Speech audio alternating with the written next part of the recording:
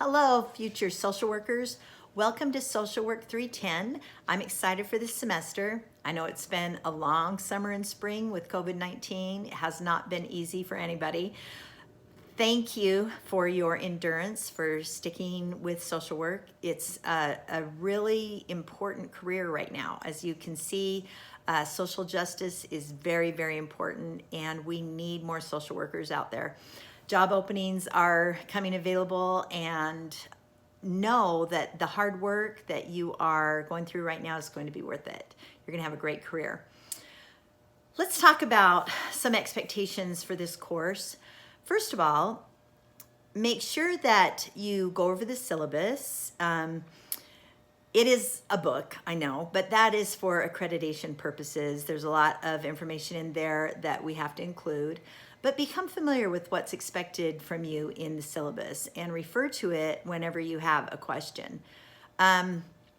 Every week you will have links of videos and or articles, sometimes both, sometimes one or the other.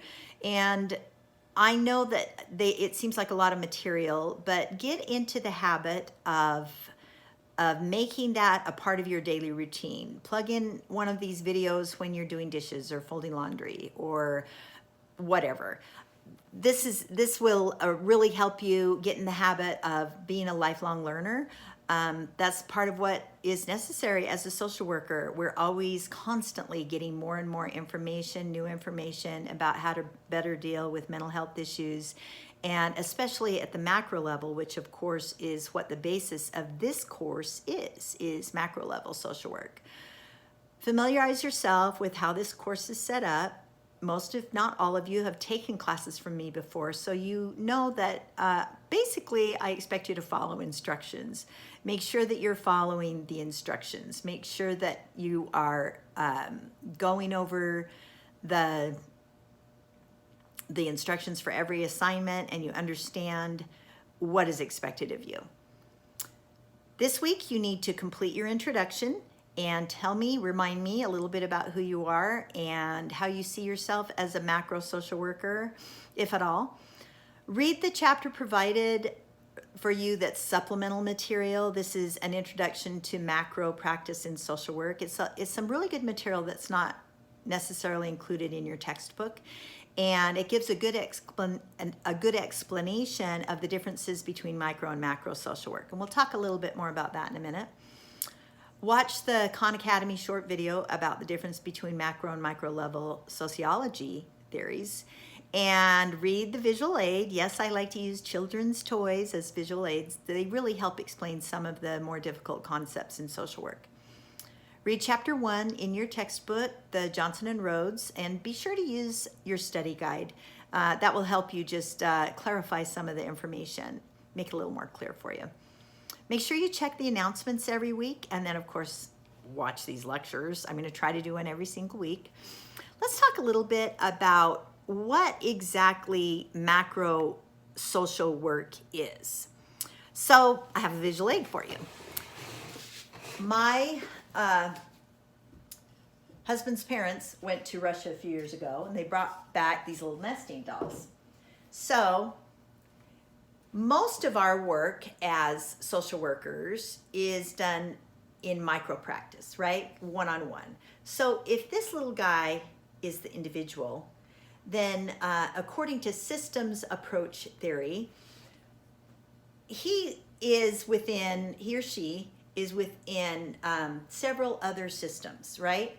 So perhaps this would be the family system that he's part of, this next representation, right? So maybe that's his family system. Maybe this is the school culture he or she belongs to.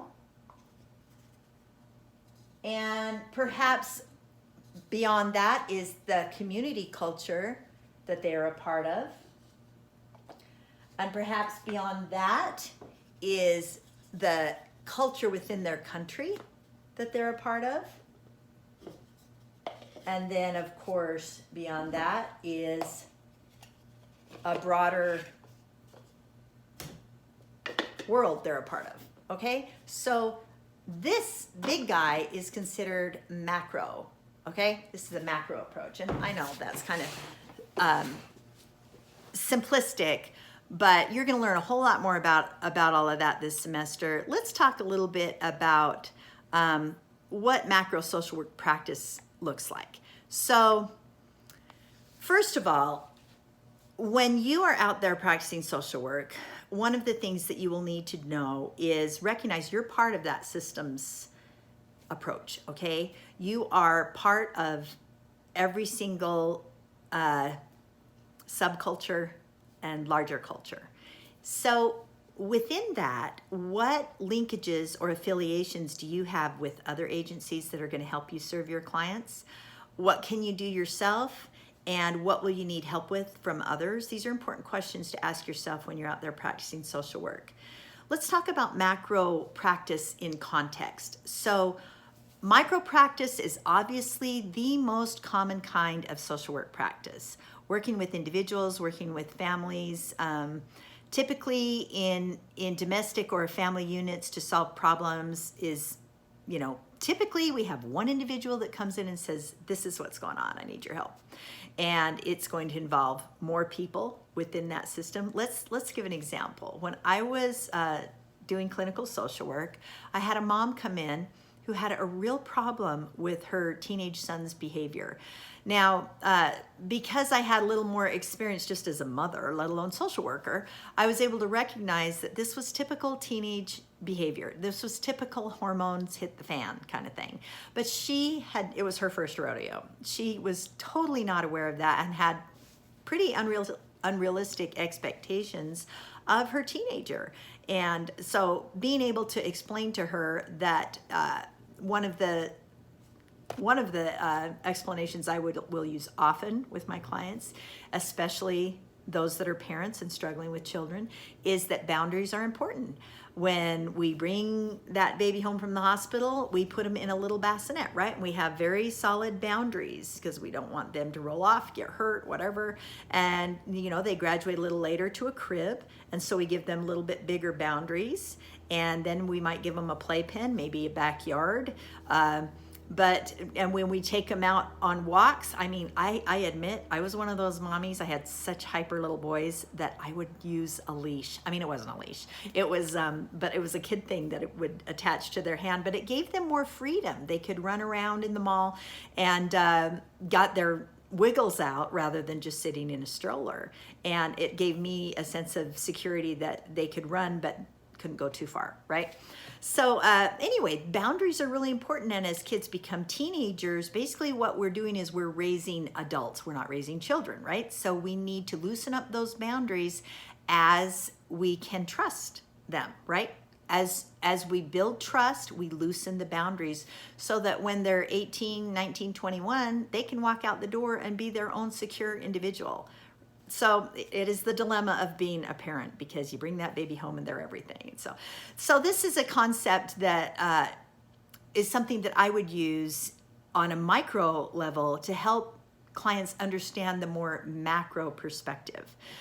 Social workers often focus on local community concerns. That's something that we do. So that's considered a little more mezzo, isn't it? We may find ourselves in policy-making arenas, and of course, policy is macro-level social work practice. Those of you who are interested in doing school social work, you will automatically get involved in macro-level social work practice because you will report to your higher-ups what you're doing. And there's often studies going on where they want a report of what's going on with your work. And that's to get legislation changed for different purposes. So macro practice is often a part of what you do, whether you recognize it or not. Macro practice involves professionally guided intervention, and it's designed to bring about change in organizational, community, and policy areas. Macro level social work is interventions provided on a large scale that affect entire organizations, communities, and systems of care. Let's talk a little bit about how macro practice has changed due to COVID-19.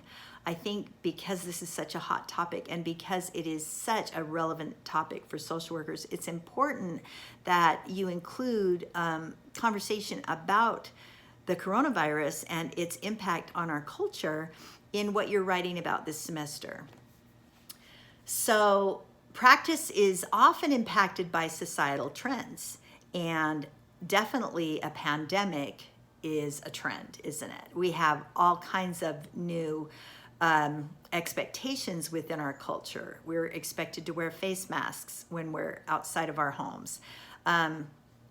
Changes are a big part of what happened on a macro level. Now, obviously, they change on a micro level. And a lot of what you'll do in working one-on-one with your clients is helping them deal with change.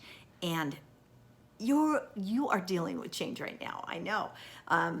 Being a professional has a lot to do with keeping your cool and recognizing that through these shifting winds of politics right now, it's an election year. We're going to see changes, whoever's elected. We are going to see policy development. We're going to see more implementation of protective things that will protect us physically from the pandemic and from disease. We are seeing fallout because of the pandemic in the mental health arena. And so a lot of what you're going to be doing as a social work is going to include macro practice in terms of community organizing, social planning, policy development, research, administration. All of these things have to do with macro level work. What are some of the values associated with macro level work? Let's talk about these. Let's talk about commitment. Okay, first of all, commitment to the primary importance of the individual in society. What does that mean? So as you're doing macro work, I think it means more when you know a story, right? When you know an individual's story who has been affected by a macro policy. For example, I have a nephew. His mommy is a school teacher. She teaches third grade, and guess what? He's in third grade. And with the pandemic, he really enjoyed last spring when mommy came home from work and said, you know what? We have to homeschool you for the rest of the year. And she's a teacher, so it was no big deal. But he said to her the other day, can't we just homeschool some more? And she said, you know what? I'm sorry. Dad and I are teachers, and this is what we do, and we have to be at school, so guess what? You have to be at school.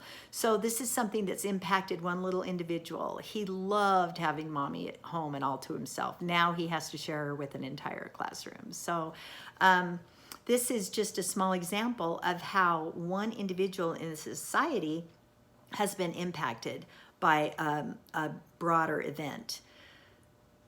Another value that has to do with commitment is commitment to develop the client's ability to help themselves. You are not the superhero, right? As a social worker, your superpower is helping your client discover their superpower. And so it's not about you going in and rescuing them. It's about you helping them rescue themselves. Teaching a man to fish rather than handing him a fish. Very important concept. All right, let's talk a little bit about respect. Another value related to macro level social work is respect for the confidentiality of relationships with clients. We don't talk about what goes on in a session, and that can be, people will ask me, when I was doing clinical work, would ask me all the time, oh, come on, tell me something juicy. Yeah, no, we can't do that. You'll notice if I give an example, I will not give a name. I will not give, sometimes I even change the community in which that happened when I talk to my classes and give examples from my own work. And so that's an important aspect of macro level social work. Let's talk about the value of willingness. What does that have to do with macro level social work? The willingness to keep personal feelings and needs separate from professional relationships.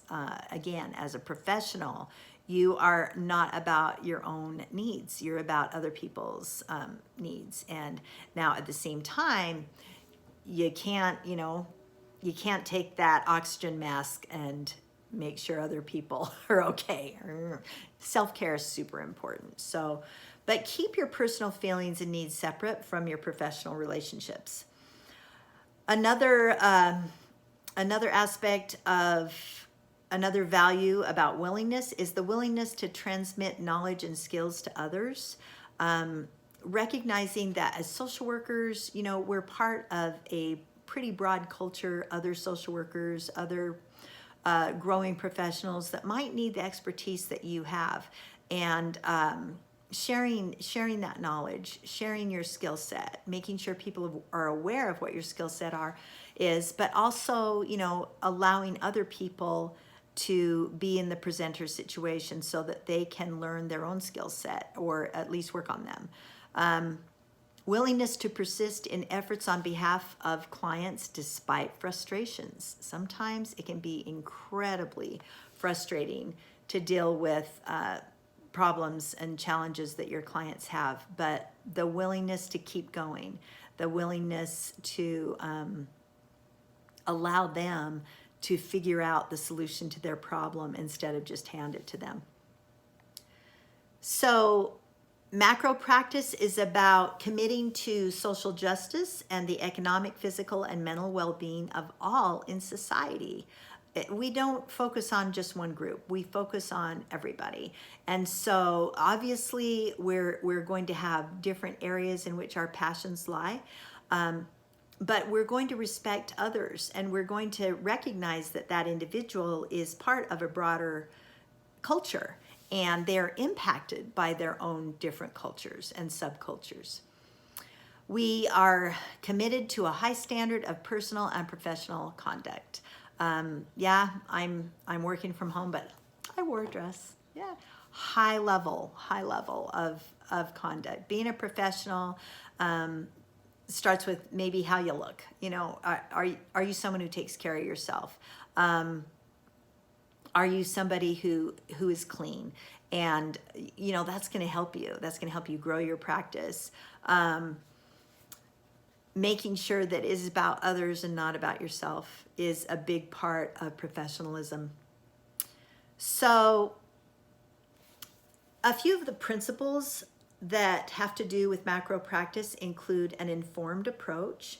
We are evidence-based. We make sure that everything that we do within our social work practice, especially at a macro level, comes from research. We're really big on those peer-reviewed journal articles, understanding, and it's interesting, as you learn and grow and read, you're going to have those concepts. They're going to be in your head. You're not going to be able to quote exactly where you learned it, but you're going to remember that that was an evidence-based approach. So another principle is consumer input and participation. We want to have input. We want to be evaluated. And we're not afraid of evaluations. We know that they are there to help us grow. We empower our clients by involving them in systemic change. So if that's the case, first of all, we need to believe in change. When I was teaching domestic violence classes and owning my own business, one of the concepts that I became really familiar with is that people are capable of change, and you have to believe in it as a social worker. It's not easy to change, and often it took 26 weeks for a lot of the individuals who were court ordered to come to my classes to actually demonstrate some change, but it does happen. And so that systemic change is an important concept in the area of macro practice. Critical thinking. This is an important principle of macro practice.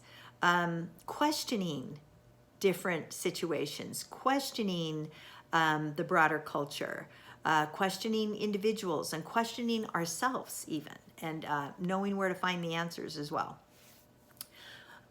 Principle is goal-directedness. I know, raise your hand if you have a running to-do list that's 25 miles long. Yeah. So set goals for yourself, set goals for your clients, set goals for groups as well, and this will get you so much further. We are oriented for the outcome. So that goal will help you more systematically create an outcome. There's a reason the 12-step program works, right? It is implementations a step at a time, but what is the ultimate goal is an outcome, right? A change for the better. Okay, so I want to close with some of the options for dealing with the need for macro level change. All right. Obviously, we need change in our society at a macro level. So, what are some of the options as social workers for dealing with change? Okay, the first one is burnout. Yeah, that's an option. And that happens to a lot of social workers. We burn out and we leave. So that first option is burn out and leave. Leave social work. Find something else. I know some of you have come to social work later in life because you recognize that the career that you were in wasn't giving you the kind of feedback that you wanted. It wasn't giving you the reward. It wasn't giving you the satisfaction, the fulfillment, that kind of thing.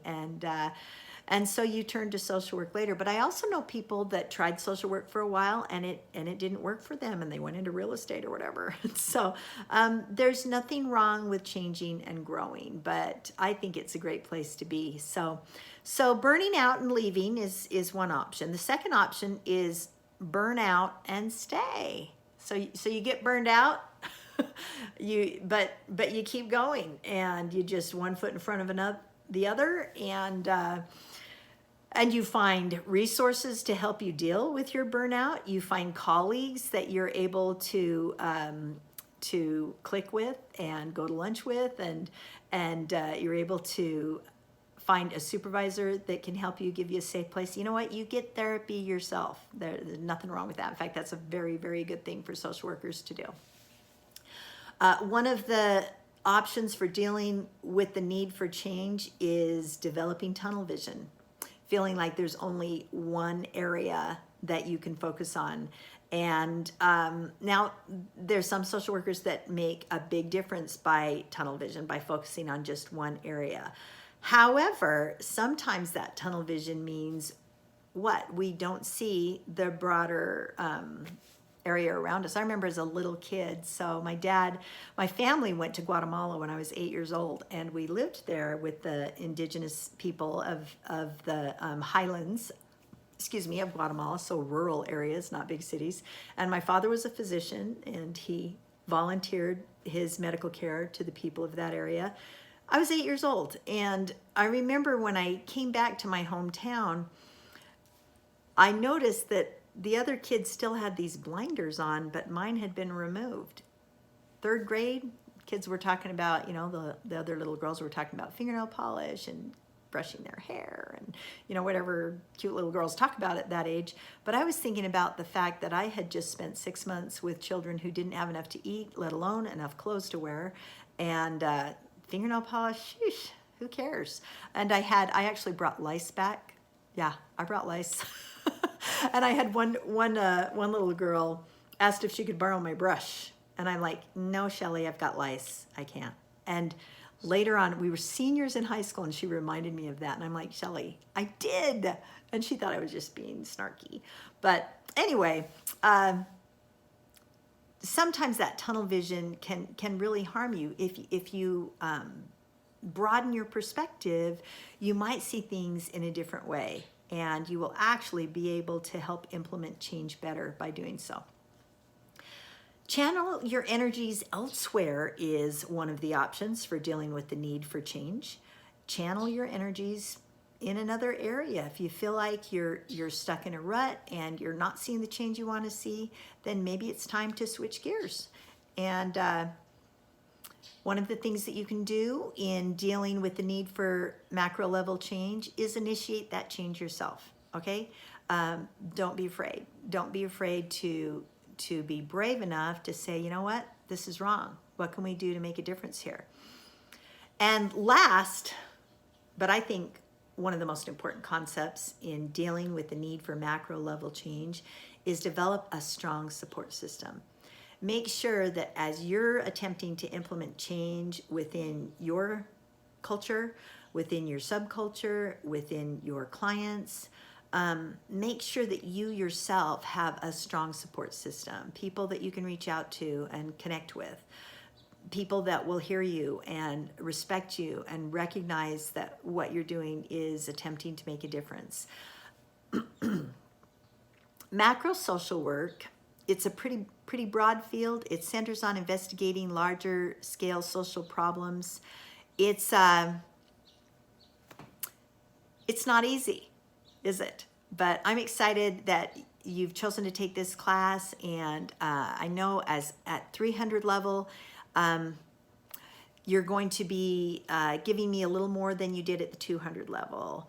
You're going to be knee-jerk, you're going to be doing peer-reviewed journal articles and you're going to be annotating your papers automatically and giving me appropriate sources and citing your sources and that kind of thing. And so anyway, I'm excited for this semester. I hope you enjoyed this lecture. I hope you learned a little bit from it. I know it's short, but you know, you've got other things to do too.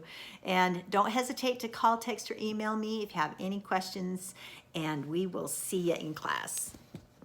Oh, that's this. This is class. So we'll see you in your homework.